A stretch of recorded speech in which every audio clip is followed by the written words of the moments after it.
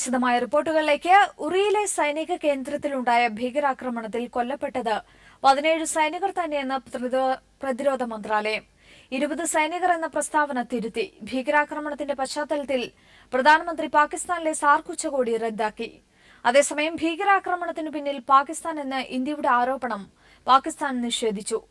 തീവ്രവാദ കേന്ദ്രങ്ങൾക്ക് നേരെ പ്രത്യാക്രമണം ഇപ്പോൾ വേണ്ടെന്ന് സർക്കാർ തീരുമാനിച്ചു. ഒപ്പം വിഷയം അന്താരാഷ്ട്ര തലത്തിൽ ഉന്നയിക്കാനും തീരുമാനമായി. തീവ്രവാദ കേന്ദ്രങ്ങൾക്ക് നേരെ അടിയന്തര സൈനിക നടപടി വേണമെന്ന് സൈന്യം ആവശ്യപ്പെട്ടതിന് പിന്നാലെയാണ് ഉന്നതതല യോഗം ദില്ലിയിൽ ചേർന്നത്. കേന്ദ്ര ആഭ്യന്തരമന്ത്രി രാജ്നാഥ് സിംഗ്, വിദേശകാര്യ ഉപദേഷ്ടാവ് സർതാജ് അസീസ്, റോ, BSF, CRPF DGമാർ എന്നിവരുടെ നേതൃത്വത്തിലുള്ള യോഗത്തിൽ സൈനിക കേന്ദ്രം സന്ദർശിച്ച പ്രതിരോധ മന്ത്രി മനോഹർ പരീക്കർ റിപ്പോർട്ട് കൈമാറി. പ്രാദേശികമായ സഹായങ്ങൾ ഭീകരർക്ക് ലഭിച്ചതായാണ് കണ്ടെത്തൽ. പിന്നീട് പ്രധാനമന്ത്രി നരേന്ദ്രമോദി ആഭ്യന്തര, പ്രതിരോധ, വിദേശകാര്യ, ധനകാര്യ മന്ത്രിമാരോട് ചർച്ച നടത്തി. NIAയോട് ഉടൻ അന്വേഷണം നടത്തി റിപ്പോർട്ട് നൽകാൻ നിർദ്ദേശിച്ചു.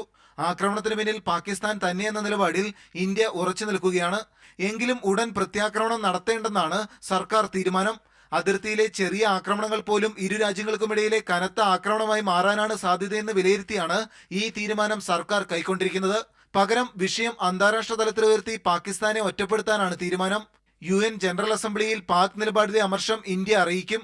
പഞ്ചാബ്, ഗുജറാത്ത് അതിർത്തി മുതൽ നിയന്ത്രണ രേഖയ്ക്ക് സമീപവും കൂടുതൽ സൈനികരെ വിന്യസിക്കും.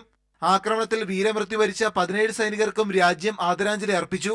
അതേസമയം ഭീകരാക്രമണത്തിന് പിന്നിൽ പാകിസ്ഥാൻ എന്ന ഇന്ത്യയുടെ ആരോപണം പാകിസ്ഥാൻ തന്നെ നിഷേധിച്ചു. കാശ്മീർ സംഘർഷം വഴിതിരിച്ചുവിടാൻ ഇന്ത്യ നടത്തുന്ന ആരോപണങ്ങൾ മാത്രമാണിതെന്ന് പാക് വിദേശകാര്യ ഉപദേഷ്ടാവ് സർതാജ് അസീസ് പ്രതികരിച്ചു.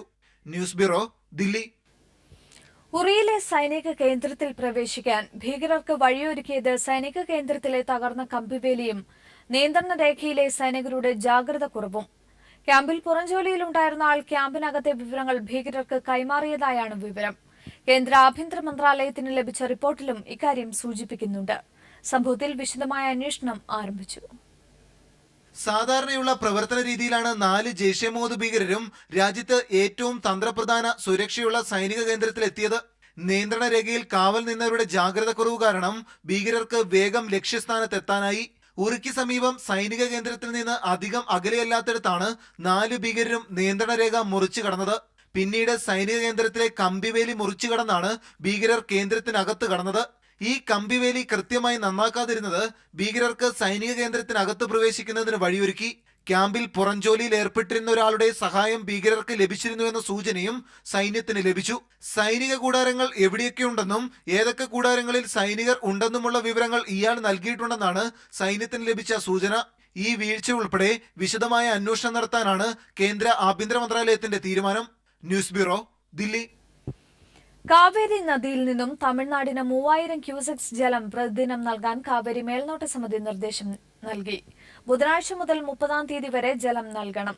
കർണാടകയും തമിഴ്നാടും നൽകിയ ജലസ്രോതസ്സുകളുടെ അടിസ്ഥാനത്തിലാണ് മേൽനോട്ട സമിതി തീരുമാനമെടുത്തത്.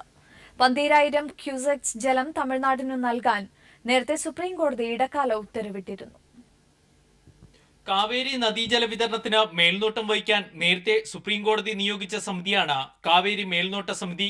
കാവേരി ജലത്തിന്റെ ഉപഭോഗം, കാവേരി തടങ്ങളിൽ കഴിഞ്ഞ 3 പതിറ്റാണ്ടിനിടെയുണ്ടായ മഴയുടെ അളവ്, ഇവയുടെ വ്യതിയാനം തുടങ്ങിയവയെക്കുറിച്ച് കർണാടകയും തമിഴ്നാട് നൽകിയ വിവരങ്ങൾ പരിശോധിച്ചാണ് വിട്ടു നൽകേണ്ട ജലത്തിന്റെ അളവ് മേൽനോട്ട സമിതി തീരുമാനിച്ചത്. ഇതുപ്രകാരം പ്രതിദിനം 3000 ക്യൂസെക്സ് ജലം കർണാടകം കാവേരിയിൽ നിന്നും തമിഴ്നാടിന് വിട്ടു നൽകണം. 11 ദിവസത്തേക്കാണ് ജലം നൽകേണ്ടത്. ജലത്തിന്റെ അളവ് കുറച്ചത് തമിഴ്നാടിനെ പ്രകോപിപ്പിക്കാൻ സാധ്യതയുണ്ട്. നേരത്തെ സുപ്രീംകോടതി 12000 ക്യൂസെക്സ് ജലം തമിഴ്നാട് നൽകാൻ ഇടക്കാല ഉത്തരവിട്ടിരുന്നു. ഇതിൽ പരാതികളുണ്ടെങ്കിൽ കാവേരി മേൽനോട്ട സമിതിയെ സമീപിക്കാനും ആവശ്യപ്പെട്ടിരുന്നു.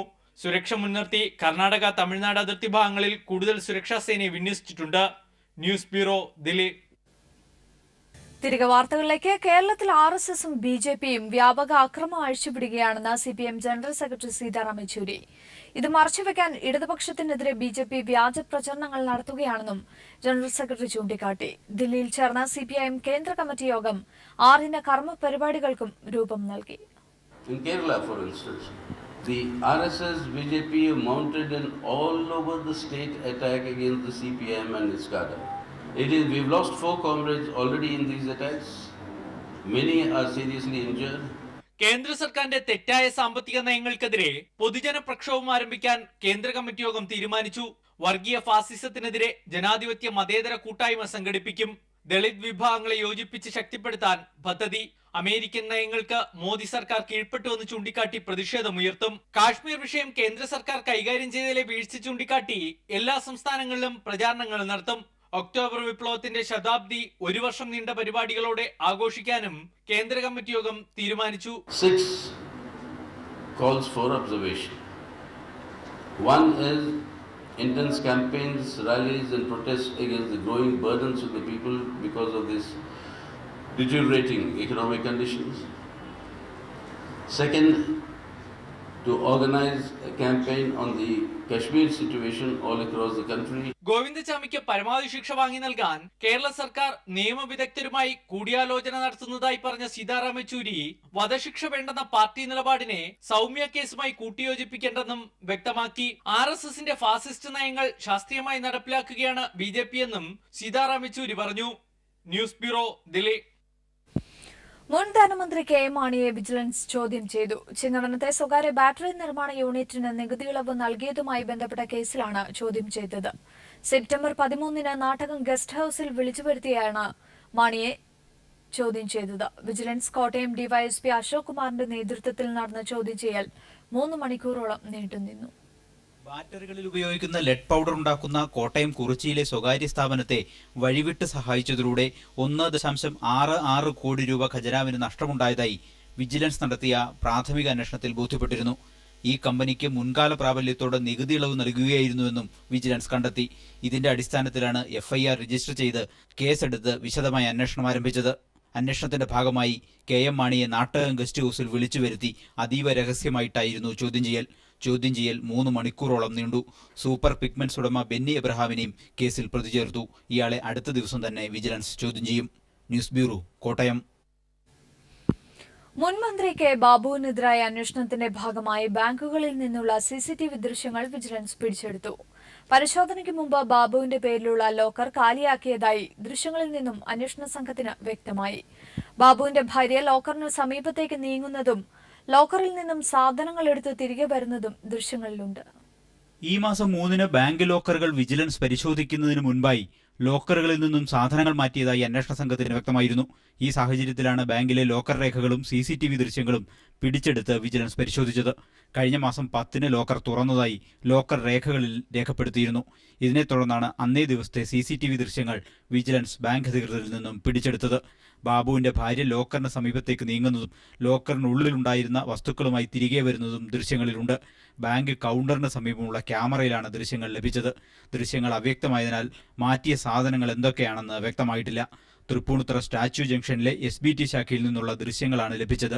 തൃപ്പൂണിത്തുറയിലെ തന്നെ വടക്കേക്കോട്ട ജംഗ്ഷനിലെ SBI ശാഖയിൽ നിന്നുള്ള CCTV ദൃശ്യങ്ങൾ വിജിലൻസ് ബാങ്ക് അധികൃതരോട് ആവശ്യപ്പെട്ടിട്ടുണ്ട്. ഈ 2 ശാഖകളിലും ഈ മാസം 3-ന് നടത്തിയ പരിശോധനകളിൽ ബാബുവിന്റെ ലോക്കറുകളിൽ നിന്നും കാര്യമായൊന്നും ലഭിച്ചിരുന്നില്ല. ഈ സാഹചര്യത്തിലാണ് ലോക്കർ അവസാനമായി തുറന്ന ദിവസത്തെ CCTV ദൃശ്യങ്ങൾ ശേഖരിക്കാൻ വിജിലൻസ് തീരുമാനിച്ചത്. News bureau, Kochi.